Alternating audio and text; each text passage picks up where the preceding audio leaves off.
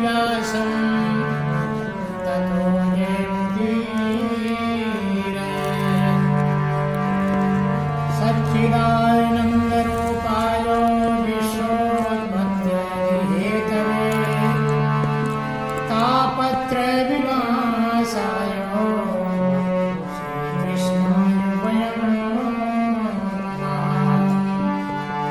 लक्ष्मीनाथ समारम्भं नाथयामुनिमध्यमाम् अस्मदाचार्यपर्यन्तं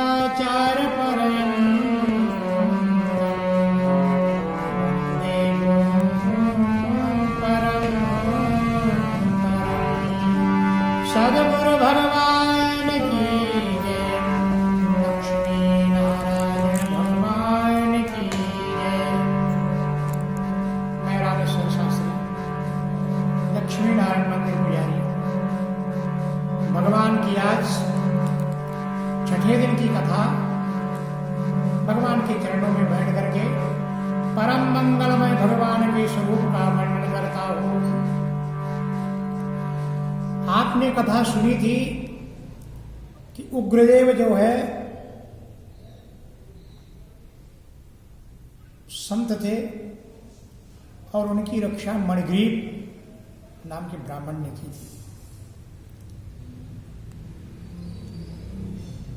उग्रदेव जी बोले, मैं ब्राह्मण हूं, प्रयाग जाने की इच्छा थी। उग्रदेव जी परम वेदता ब्राह्मण थे।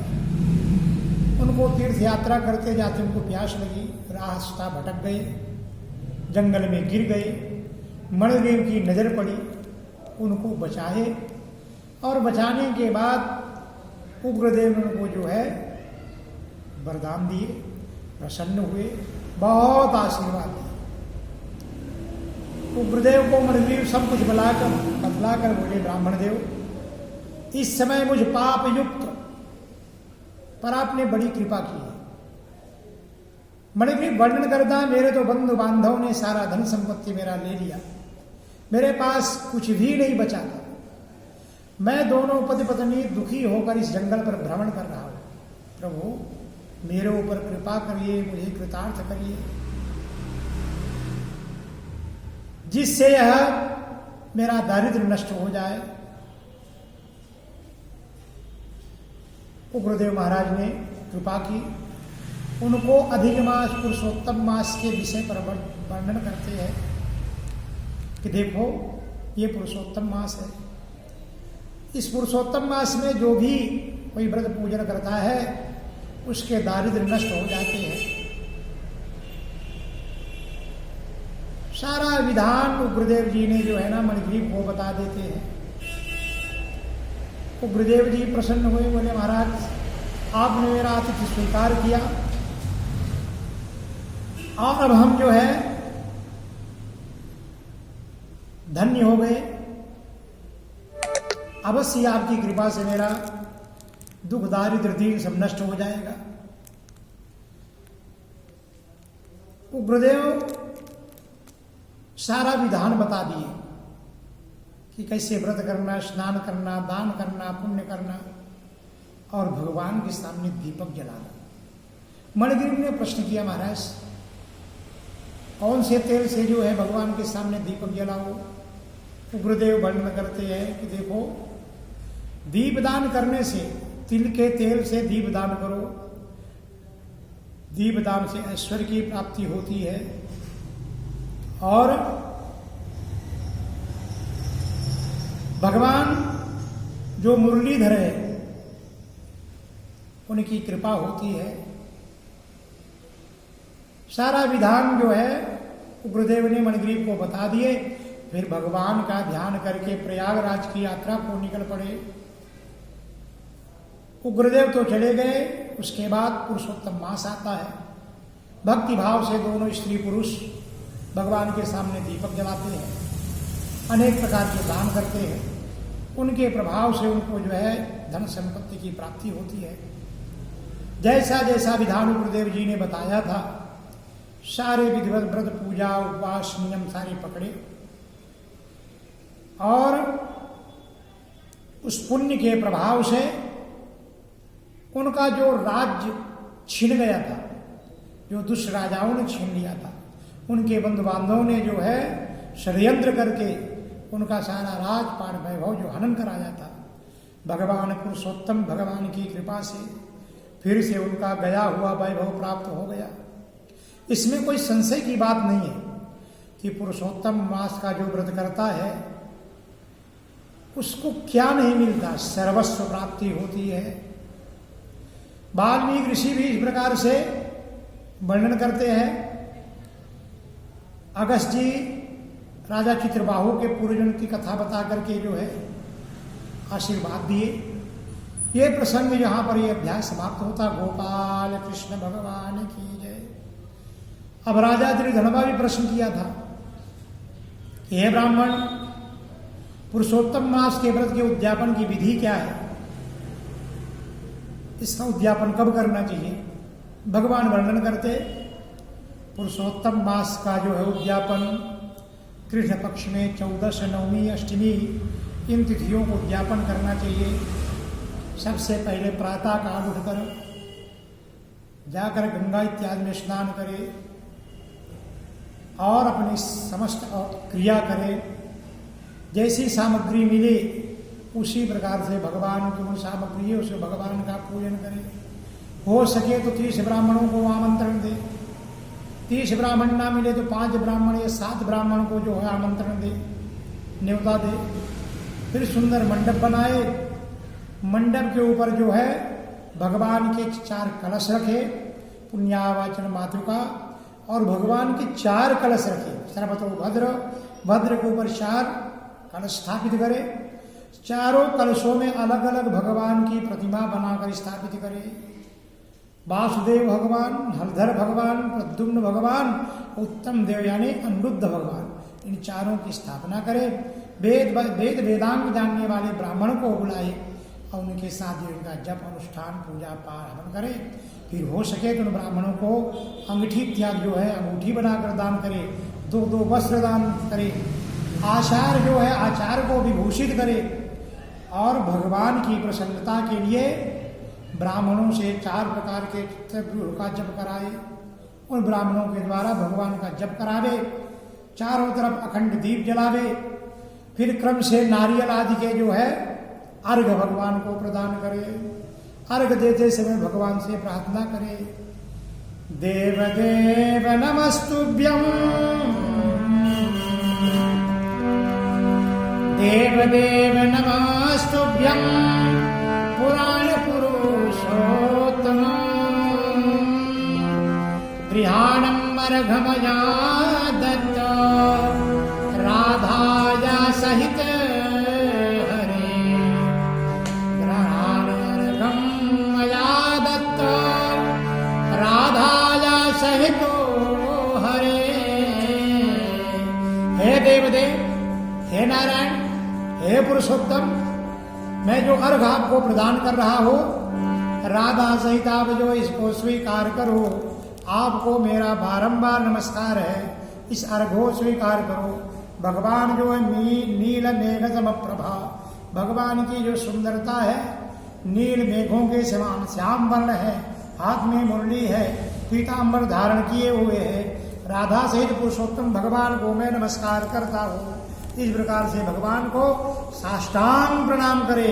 फिर ब्राह्मण जो आचार्य है, आचार्य को जो है अनेक प्रकार से दक्षिणा देकर भक्ति भाव के साथ उनको पहले भोजन कराए, उनके पाद अर्घ प्रदान करे और उत्तम वस्त्र इत्यादि दे करके जो है उनको दक्षिणा प्रदान करे। योग वस्त्र जो हम वस्त्र दान किए, शंकर और पार्वती के नाम से जो है ये वस्त्र प्रदान किए हैं। 8 प्रकार के पद है, जूता, चप्पल, ये सब जो है ये सब देना चाहिए। और अंतिम में श्रीमद् भागवत की पुस्तक का दान करें। भागवत ही भगवान है। क्यों कि जो पुस्तक पूजन करके श्रीमद् भागवत की पुस्तक दान करता है उसको संसार में किसी प्रकार की कमी नहीं रहती है। तो फिर ब्राह्मण को भोजन करा करके इस प्रकार के जो है दान करें। फलदं स्याद पुराणे तो श्रीमद् भागवतम शुभम, धर्मार्थ काम मोक्षाणाम साधनम स्यात् न संशयाः। जब हम भागवत पुराण का ग्रंथ जब दान करते, धर्म अर्थ काम मोक्षाणाम, चारों पुरुषार्थ को देने वाला, क्योंकि भागवत ही भगवान है। भागवत का तो एक श्लोक, श्लोकम श्लोक पादम वा अंतो भागवतम पठे, तो एक श्लोक एक चरण आधा भी अगर कोई श्रवण कर लेता है, वो जीव वैकुंठ का अधिकारी बन जाता है, पुरुषोत्तम भगवान की सानिध्य प्राप्त कर लेता है।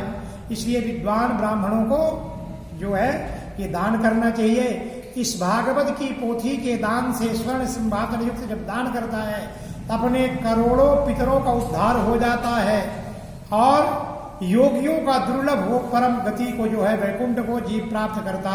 गोपाल कृष्ण भगवान की जय। अब ऋषियों ने प्रश्न किए, प्रभु उद्यापन के पश्चात क्या नियम है?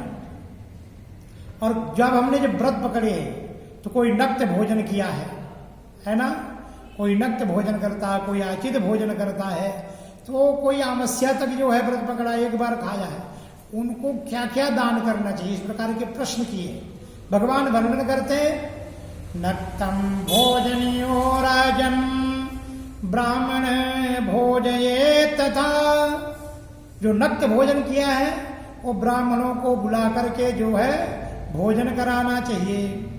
आयचिते व्रतो चैवो स्वर्णदानम समाचरे, तो जो आयचित व्रत करता है, यानी आयचित का मतलब रात्रि के समय भोजन करने वाले मनुष्य को ब्राह्मण को बुलाकर भोजन इत्यादि करके वस्त्र अलंकार दे करके उसके निमित्त स्वर्ण दान करना आयचित व्रत करना। स्वर्ण दान, जो मनुष्य अमावस्या तक भोजन माने एक टाइम करता है, एक बार भोजन करता है, उस मनुष्य को चाहिए कि दक्षिणा उसके साथ गोदान दान करना चाहिए।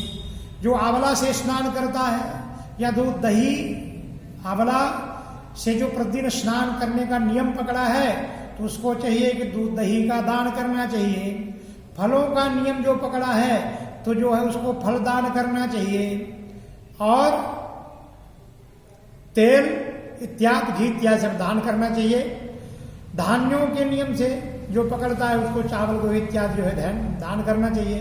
जो पृथ्वी पर शयन किया है, तो शयन करने वाले को चाहिए कि तकिया वस्त्र ये सब जो हो सके तो गादी इत्यादि दान करे, नहीं तो तकिया और चादर इत्यादि दान करके अपने व्रत की जो है पूर्ति करे, सैया दान करे। पत्तल इत्यादि में भोजन करने वाले जो एक महीना का नियम पकड़ा, पत्रावल्याम भोजन, तो उसको थाली इत्यादि में जो अन्न इत्यादि भर कर दान करना चाहिए, घी शक्कर भर करके फिर दान करें। इस प्रकार से जो दर्पण नहीं देखे तो उनको रस इत्यादि दान करना चाहिए। दीपक, सारे नियमों को वर्णन किया कि आप व्रत कैसे किए हो, हर व्रत करने वाले के नियमों का उद्यापन बताया है कि इस ढंग से इसका उद्यापन करना चाहिए। इस प्रकार की जब कथा कोई सुनता है, उद्यापन कैसे किया जाता है। या शृणोति नरो राजन, ये भगवान की कथा ही पुण्यदायी है। या शृणोति नरो राजन पठ्यते वापि सर्वदा सायाति परमो लोके यत्र योगेश्वरो हरि, यत्र योगेश्वरो हरि। जिसमें जैसा इसमें वर्णन किया है पोथी में, इस प्रकार से कोई कथा श्रवण करे फिर दान पुण्य करे, तो वो यत्र योगेश्वरो हरि, जहाँ भगवान योगेश्वर कृष्ण है, जहाँ बड़े बड़े योगी जाते हैं, तो पुरुषोत्तम मास भगवान की कृपा से वो जीव भी उसी लोक को चला जाता है। गोपाल कृष्ण भगवान की जय, नारायण भगवान की जय। फिर उद्यापन की विधि कैसी करना चाहिए, इस प्रकार के प्रश्न करते हैं। भगवान वर्णन करते कि पाप नाशनी सरयू को जो जाता है और आनंद युक्त स्त्री सहित जैसे जैसे भगवान ने वर्णन किए थे, कैसे कैसे उद्यापन के वो राजा सरयू के तट पर जाता है, अपनी स्त्री सहित भगवान का पूजन व्रत समाप्त करता है, वहां पर जो आशीर्वाद लेता है। ये सब विधान करने के बाद वाल्मीकि ऋषि स्वयं आशीर्वाद देके वहां से निकल जाते हैं। और जब वो राजा अपने घर को आता है तो अपने राजपाट के अंदर जब प्रवेश किया तो मन में विचार करता है कि राग द्वेष वाले गंधन नगर के समान इस असार संसार में मनुष्यों को क्या सुख है। नाशवान शरीर छोड़कर ध्रुव ने ध्रुवलोक प्राप्त कर दी, लेकिन हम तो जो है इस नाशवान शरीर से ही प्रेम करते हैं। शरीर में क्या है? हाड़ मांस रुधिर मज्जा से भरा हुआ ये शरीर, और शरीर के बनाए हुए संबंधों से प्रेम करते हैं। राजा बार बार विचार करता है कि अवश्य ही राजपाट में जो है कुछ मिलने वाला नहीं है। राजपाट सर्वस्व छोड़ देता है, वन को तैयार होता, पत्नी भी तैयार होती है, और दोनों पति पत्नी इस प्रकार से भगवान भगवत प्राप्त करने के लिए निकल पड़ते हैं। पतिव्रता स्त्री हाथ जोड़कर बोलती है, प्रभु मैं आपके साथ चलूंगी। पतिव्रता स्त्रियों के लिए पति ही देवता है। इस प्रकार से सुनकर के जो है राजाभिषेक कर स्त्री के साथ पुत्रों को राज्य दे करके राजाभिषेक करके स्त्री के साथ राजा तुरंत निकल पड़ता है। पतिव्रता स्त्री पति की सेवा करती है। संपूर्ण पुरुषोत्तम मास निकल गया और दोनों सुंदर नवीन शरीर धारण करके गोलोक को चले गए। 1 महीना राजपाट तो छोड़े, लेकिन जाकर के जंगल में भगवान का भजन किया, एकाग्र भगवान का चिंतन किया। इसी कृपा हुई कि पुरुषोत्तम मास समाप्त हुआ नहीं कि दोनों पति पत्नी विमान पर विराजमान होकर गोलोक धाम को चले गए। पृथ्वी तल में पुरुषोत्तम मास के समान कुछ भी नहीं है। 1000 जन्मों पर तप करने के बाद जो पुण्याई मिलती है वो सिर्फ जो है पुरुषोत्तम मास का व्रत करने से उतना ही फल मिलता है। जैसे कि इसमें कथा है कि एक बंदन 3 रात्रि में स्नान करके करोड़ों पापों को जो है मुक्त हो गया। इतना बड़ा पाप किया था, लेकिन अनजाने में 3 दिन उसको पुरुषोत्तम मास का व्रत हो गया, सारे उसके कुकर्म नाश हो गए और गोलोक में जो है भगवान का विमान आया और गोलोक धाम भगवान को चला गए। अब इनने प्रश्न किए, प्रभु वो बंदर कौन था, क्या था, क्यों उपवास किया था? वर्णन करते भगवान कृष्ण वर्णन करते पांडवों से। नारायण बोलते हैं कि केरल देश में जो है ये जो अभी बंदर की जो कहानी बता रहे, ये एक ब्राह्मण था। पूर्व काल में एक ब्राह्मण था और इस कर्म में लोग बड़ा कंजूस था। जो कुछ भी मिलता था भगवान का दिया हुआ तो सर्व था, लेकिन वो कुछ जो है धन की 3 गति होती है, दान धर्म भोग और चौथी गति नाश। तो ना इसने दान किया, ना इसने धर्म किया, ना उसको भोग किया। इसके कारण हमेशा रोता रहता था। तो उसके पिता ने उसका नाम चित्र शर्मा रख दिया था। कभी धार्मिक कृत्य नहीं करता था, यहाँ वहां भ्रमण करता था, जो मिल जाए उसी में संतोष करता था। उसका एक मित्र था, इस ब्राह्मण का एक मित्र था, जाति का माली था, उसका बगीचा था। ये ब्राह्मण जा करके वहां रोता था। अब वो उसका मित्र था, मित्र बड़ा दुखी होता था। मेरे पास कुछ नहीं है, मेरे धन नहीं, संपत्ति नहीं, वैभव नहीं, सब मेरे भाई बंधुओं ने ले जो है ना मेरा सब खा लिया, पी लिया। अनेक प्रकार से मित्र को सुनाता रहते था। मित्र ने विचार किया, बोला मित्र जब तेरे पास कुछ नहीं है तो ऐसा कर कि मैं दूसरों को अपने बाग की रखवाली के लिए देता हूं, तू ही मेरे बाग की रखवाली कर, इसमें आधी संपत्ति तू ले लिया कर। अब ये तो कंजूस ब्राह्मण मित्र को भी धोखा देने के लिए तैयार हो गया। वहां नौकरी करने लगा और अपने मित्र को जो है जो कुछ में फल, उस बगीचे में फल फूल लगते थे, सब बेच लेता था, खा लेता था, अपने घर को भेज देता था। और मित्र को बोलता था कि सब जो है पशु पक्षी खा गए, इस बार जो है ओला पड़ गया, अभी नष्ट हो गए, इस बार फल ही नहीं लगा। धीरे धीरे इसकी अवस्था बढ़ गई। जब इसकी पूर्ण अवस्था हो गई, इसका शरीर छूटा।